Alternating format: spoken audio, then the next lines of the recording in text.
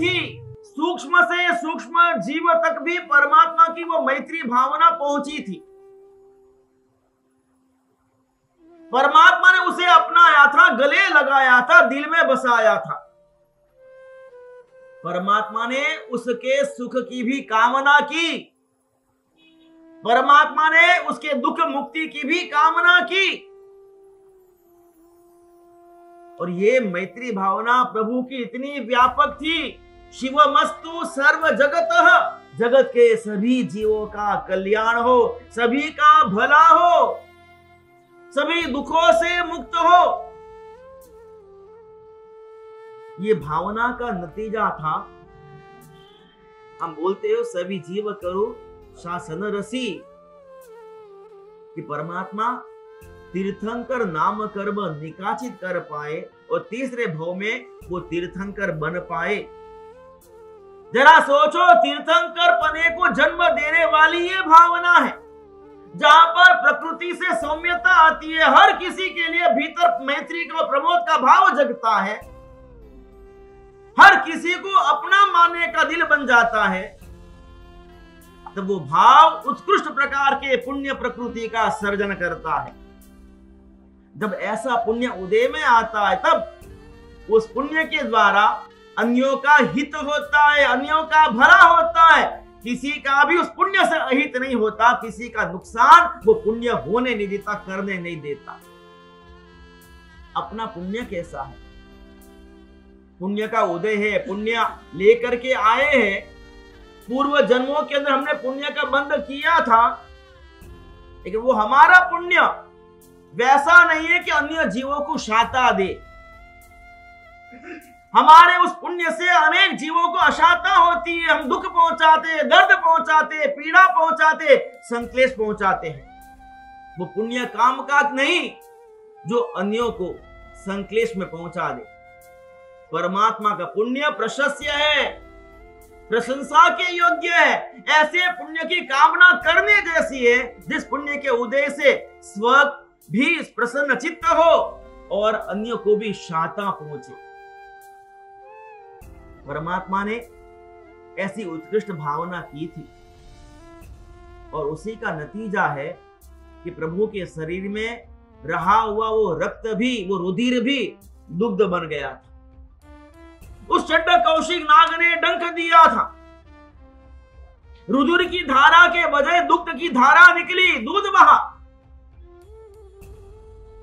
चंड कौशिक भी विचार में डूब गया कि ये क्या देख रहा हूं। आज तक जिस किसी को भी मैंने डसा वहां से लाल जो है वो पानी निकला है, और आज पहली बार मैं देख रहा हूं कि सफेद पानी बाहर आया है, दूध बाहर आया है। क्या वजह थी कि परमात्मा के शरीर के भीतर रहा हुआ वो रुधिर भी दुग्ध बना हुआ था? वात्सल्य भाव, वो प्रेम भाव, वो अपनापन भाव, सभी को परमात्मा ने कैसा अपनाया था जरा सोचो।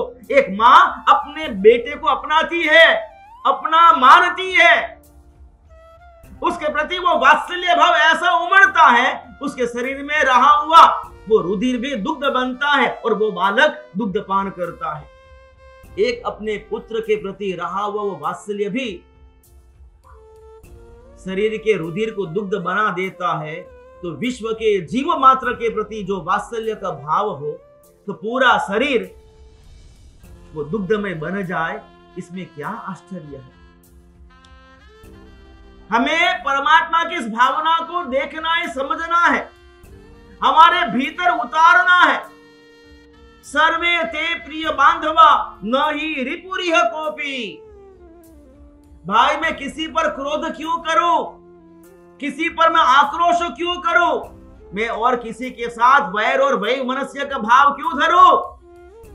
क्योंकि इस दुनिया के अंदर जितने भी जीव है वे सभी मेरे बंधु हैं। कैसे बंधु है भाई, ये नाता कैसे जुड़ गया? तो कहते हैं कि अनादि काल के उस अनंता भवों के पूर्व के इतिहास के अंदर किसी ना किसी भव में हर किसी जीव के साथ हर एक प्रकार का नाता हमारा जुड़ा हुआ है। आज हमें वो याद नहीं है, आज हमें उसका स्मरण नहीं है, लेकिन पूर्व के जन्मों के अंदर किसी ना किसी भाव के अंदर हर किसी जीव के साथ हमारा माता का नाता रहा, पिता का नाता रहा, भाई और बंधु का नाता रहा, बहन का नाता रहा, पत्नी और पति का नाता रहा, अनेक प्रकार के स्वजनों का नाता उस हर एक जीव के साथ हमारा पूर्व के जन्मों में जुड़ा हुआ था।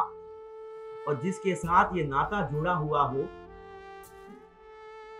हम उसे पराया कैसे मान सकते हैं? वो तो मेरा अपना है और सभी जीव मेरे अपने, सभी मेरे बंधु हैं। जब ये भाव आएगा ना, तब किसी का भी अनिष्ट करने का विचार मन में नहीं आएगा। अगर हमारे भीतर किसी का अनर्थ करने का विचार आता हो, अनिष्ट करने का विचार आता हो, अगर हमारे भीतर किसी के प्रति ईर्ष्या आदि भाव उमड़ते हो, मानना होगा कि हमने उसे अपनाया नहीं है। इसका मतलब है हम बोलते जरूर है शिवमस्तु सर्व जगतः, जगत के सभी जीवों का कल्याण हो, हम ऐसा बोलते जरूर है, लेकिन हमारे उस कल्याण की भावना के अंदर जिस जिस जीव के प्रति हमारे भीतर ईर्ष्या है, हम उसका बिगाड़ना चाहते हैं, हम उसका अच्छा दिखाना नहीं चाहते, उसका अच्छा हो वो हमें अगर वो प्यारा लगता नहीं है, किसी के बारे में अच्छा सुन करके अगर हम मायूस हो जाते, उदास हो जाते, ग्लानि आ जाती है, हमारा मुंह उतर जाता है, मानना होगा कि हमारी उस मैत्री भावना के अंदर हमने उस जीव को प्रवेश नहीं दिया है। और जब तक एक भी जीव को हम अपनी उस मैत्री की भावना से बाहर रखेंगे, अपना नहीं मानेंगे, पराया मानेंगे, तब तक परमात्मा का हमारे भीतर प्रवेश हो नहीं पाएगा। एक प्रसंग याद आता है, झांझण शाह ने संघ निकाला था। महामंत्रीश्वर पेथड़ शाह के वो सुपुत्र थे। संघ लेकर के गिरिराज की तरफ जा रहे थे और बीच में कर्णावती अर्थात आज का अहमदाबाद आया। अहमदाबाद के राजा को पता चला, उन्होंने झांझण शाह को कहलाया, इतनी विशाल संख्या के अंदर आपके संघ के अंदर यात्री के और संघ लेकर के जा रहे हो, मैं आपकी अनुमोदना करता हूं, मैं भी आपका आतिथ्य सत्कार करना चाहता हूं। आपके संघ में रहे हुए उन हजारों लोगों में से आप चुनिंदा 5000 व्यक्तियों को लेकर के पधारो, ताकि मैं उनका आतिथ्य सत्कार कर पाऊं। झांझण शाह ने कहा कि राजन, आपने हमें आमंत्रित किया है, उसके लिए शुक्रिया है, लेकिन मेरे संघ के अंदर जितने भी यात्री के वो सभी मेरे लिए एक समान है, सभी मेरे अपने हैं। मैं इनमें से 5000 किसको चुनूं? अगर भोजन करवाना है, आतिथ्य सत्कार करवाना है, करना है आपको, तो मेरे संघ के जितने भी यात्री के उन सभी का आप करो, तो मैं आपके इस आमंत्रण को स्वीकार कर सकता हूं, अन्यथा राजन क्षमा करे। राजा विचार में पड़ गया कि भाई इतने सारे लोगों को कैसे जिमाना, और उसी झांझण शाह ने पूरे राजनगर के सभी लोगों को भोजन करवाया, लेकिन अपने संघ के यात्रियों के अंदर उसने भेद नहीं किया। परमात्मा ने सभी जीवों को अपने दिल में उतारा, सभी के कल्याण की कामना की, किसी एक भी जीव के लिए परमात्मा ने अमंगल नहीं सोचा। अपराध करने वाले उस संगम को जाते हुए देख करके भी परमात्मा की आंखों में से करुणा बाहर आई अश्रु के रूप में। जरा सोचो कि उसके लिए भी परमात्मा ने भला सोचा, कल्याण का भाव किया। और हमारे जीवन में छोटी सी जिंदगी, वैसे देखा जाए छोटा सा ये परिवार अपना, आपका कुटुंब छोटा सा, परिवार छोटा सा, संघ छोटा सा, और उसके अंदर भी हमारे भीतर मैं और तू, मेरा और तेरा, कितना भेद हम लेकर के जीते, जरा सोचो आप। ये सोचने जैसा है। उत्तम में से धर्म रत्न हमें जीवन में लाना है, पाना है, हमें रत्नवान बनना है, धनवान बनना है, धर्मवान बनना है। तो धर्मवान बनने के लिए अगर हम अपने छोटे से परिजनों को भी हम अगर अपना नहीं पाए, तो इस धर्म रत्नों को कैसे अपना पाएंगे? बहुत मुश्किल है, आसान नहीं है। हमारे भीतर की उस भावों की दरिद्रता को दूर करो, इस मित्रता की भावना को व्यापक बनाओ, सभी को अपने दिल में उतारो, दिल में बसाओ, दिल में और गले लगाओ। बहुत कठिन है, लेकिन इसके बिना किसी का उद्धार हुआ नहीं है। अगर किसी ने हमें नहीं अपनाया तो उसे हमारा उद्धार रुकने वाला नहीं है, लेकिन अगर हमने किसी एक को भी नकारा है तो नक्की है कि हमारा उद्धार होना नहीं है। परमात्मा हमारे हृदय के द्वार पर आकर के खड़े हैं।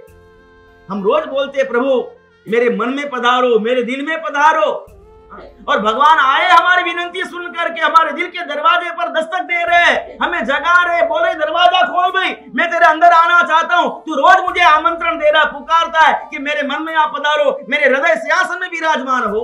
मैं आ गया हूं, दरवाजा तो खोल। और हमने दरवाजा खोला। दरवाजा खोलते देखा कि भगवान तो अकेले नहीं है, लेकिन पीछे पूरी बहुत बड़ी फौज है, लश्कर पूरा पीछे भगवान के पीछे लगा हुआ है।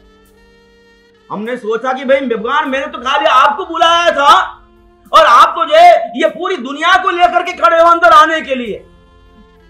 और अगर उस वक्त भगवान के बिल्कुल लगोलग पीछे ही जो व्यक्ति खड़ा है, उस पर हमारा ध्यान गया, उस पर हमारी नजर गई और हमको लगा, अरे ये तो जो है मेरा दुश्मन है, मेरा रुपया दबा करके बैठा है, या मेरे प्रति ईर्ष्या का भाव लेकर के जीता है, हमेशा मेरा अनिष्ट सोचता है, हमेशा मेरा अनर्थ करने के लिए तुला हुआ होता है, मेरा अच्छा ना जी के वैसा ही काम करता है। ये मेरे लिए कभी भी जो है उसने कभी अच्छा किया नहीं है और गलत करने का एक भी अवसर उसने छोड़ा नहीं है, और ये भगवान के साथ, भगवान के पीछे खड़ा मेरे भीतर आने के लिए। हम भगवान को बोलते, भगवान थे आओ बोले चले ना, पर आपके जो पीछे खड़ा है ना, वो तो जो अंदर नहीं आ सकता। आप उसको बाहर रखो और बाकी जितने भी लोग हैं उन सबको आने तो चलेगा, लेकिन इसको तो अंदर आने नहीं दे सकता मैं, क्योंकि ये मेरा अपना नहीं है। भगवान ने कहा भाई मेरा है, तेरा नहीं है तो तू जाने, लेकिन ये मेरा है, मेरा परिजन है, मेरा परिवार है, मेरे भीतर ये जो है स्थान पाया हुआ है। अगर तू मुझे प्रवेश देना चाहता है, इन सभी को तुझे मेरे साथ प्रवेश देना होगा तो मैं आऊंगा। अगर तू कहेगा एक नहीं आएगा और बाकी सब आएगा तो चलेगा, तो मैं प्रवेश कर नहीं पाऊंगा। हम आज भी जो है विचारों के अंदर ही खड़े हैं, भगवान हमारे द्वार पर दस्तक देते हुए खड़े हैं। कब हम जो है भगवान को अंदर बुलाए, भगवान के साथ सारी सृष्टि को हम भीतर बुला ले, सभी को अपना ले, सभी को अपना मान ले, लेकिन अभी तक वो भाव जगे नहीं, इसलिए भगवान भी भीतर आए नहीं है। ये हमारे हृदय की संकुचितता है, व्यापकता नहीं है, विशालता नहीं है, वो उदारता नहीं है, अमैत्री वाला भाव लेकर के जीते हैं। वैर और भय मनुष्य से हमारा चित्त प्रभावित है और इसीलिए ये सौम्य प्रकृति हमारे भीतर आई नहीं है।